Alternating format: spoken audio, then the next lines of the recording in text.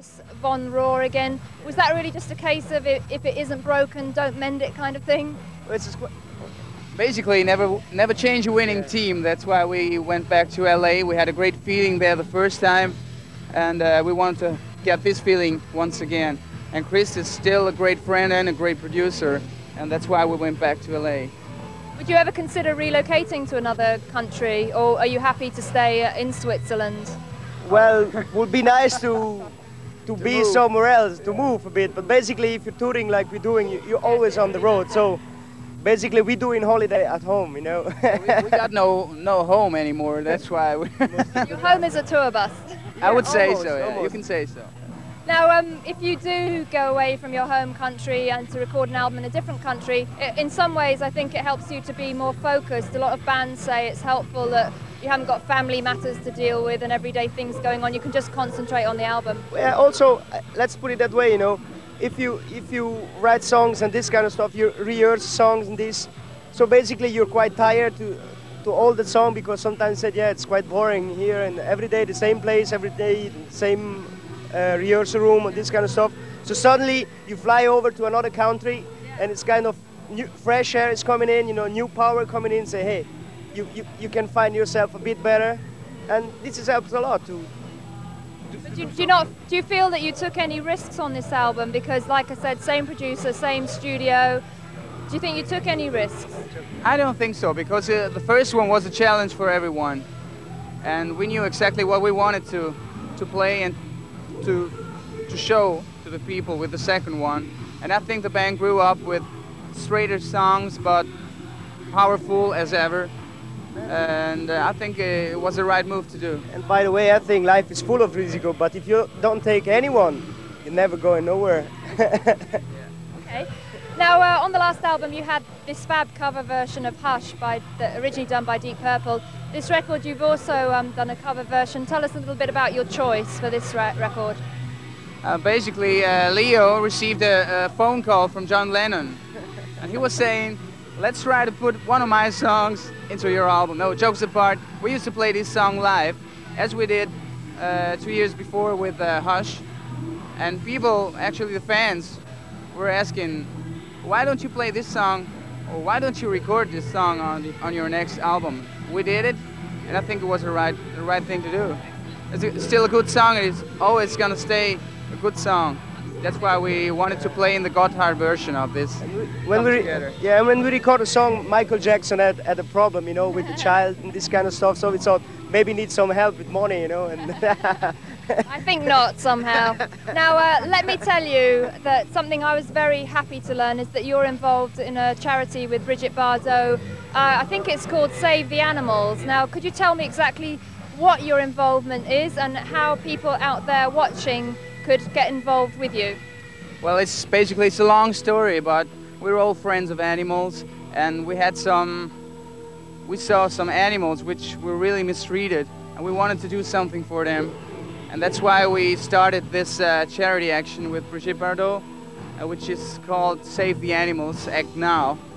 Because I think rock and roll is not only something really crazy and out of mind, but it's also doing something positive for the people, for the animals, and that's why we started this charity action. And how can we get involved? Is there an address people can send donations to, or is it on the record?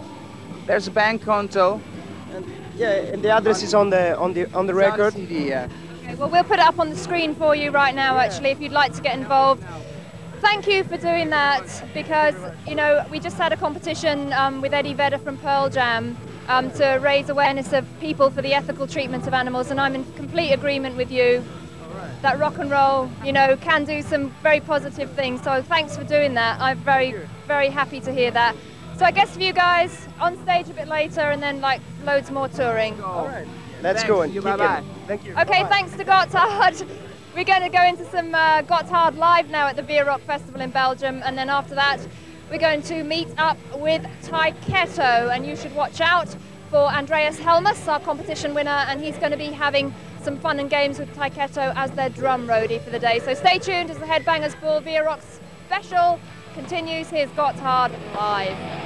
You've pretty much been on the road since the release of Dial Hard, haven't you? Just been doing endless touring. It seems so long time, but we enjoy play everywhere we can, and it's great to be back here in Belgium. It's a great feeling, nice weather, a lot of sharks around you can see there, but we're having some fun. Because it's a really nice mellow vibe for a festival, isn't it? Because there's lots of different bands playing. You've got Whitesnake headlining a little bit later on. Yeah, it's great to play with a lot of different bands, and basically the main important thing is the good weather. You can stand outside. I'll second that after being in the pouring rain in Cleveland with Soundgarden a couple of weeks ago. Now the album is Dial Hard, as I said, and your last record actually sold over 250,000 copies around the world, which is no small achievement, very successful effort, especially, you know, one of the main bands to come out of Switzerland in recent times. So did you feel at all under any pressure when you went to follow up that record, bearing in mind the sales on the last one? Well, I think not exactly a pressure, because for us to play music and to go on tour, this kind of stuff, or record a new album, it's fun. We like to do that kind of stuff. So basically what we try is just to go a step forward, you know, and I think for everybody, if you want to do a step forward, have to work a bit harder, but that's the way to do something good. I mean, that's why we're here for it, right? Sure. No, it's great to play the kind of music you like and to be successful with this. But as one of our songs says, we're on the way, so I think on the right way. Now on the last record, of course, you did loads of touring for that as well, and to get all that live experience under your belt must have made a huge difference to the band when you went in to record Dial Hard. What influences did having all this live experience actually have on the album? Oh, that's a good question. I mean, the band should grow, and we grow in every day, every concert you play, it's something special, it's something different, and I mean, all you can do is play as much as you can to grow. That's what we're here for. So all the experiences of touring and everything, they kind of go into a blender and then they come out on Dial Hard? Yeah, maybe. Maybe. Putting words in your mouth here.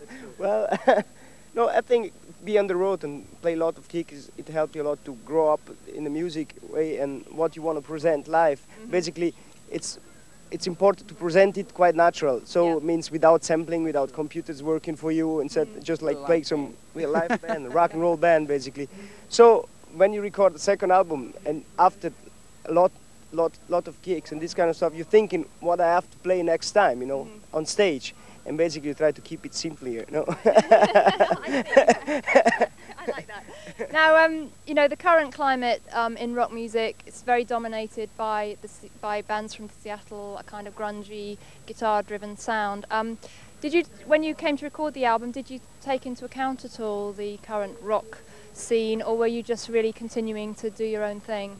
Not really. I think it's very important to listen to a wide range of music. But definitely our heart is beating from the kind of music we play. And this is nothing new, but it comes from the heart, and I think that's the main thing. Yeah, the main thing, I think, is to be in our way, you know, to thinking about our music, not instead of looking around what they are doing, you know. We want to be Gotthard, not to be another band from somewhere or somehow. We want to be Gotthard. Absolutely. Well, you are Gotthard, and a fine live band you are. Well, we're going to into a video right now, actually, from Dial Hard, and one of two ballads that you'll find on the record. This is Travelin' Man. We got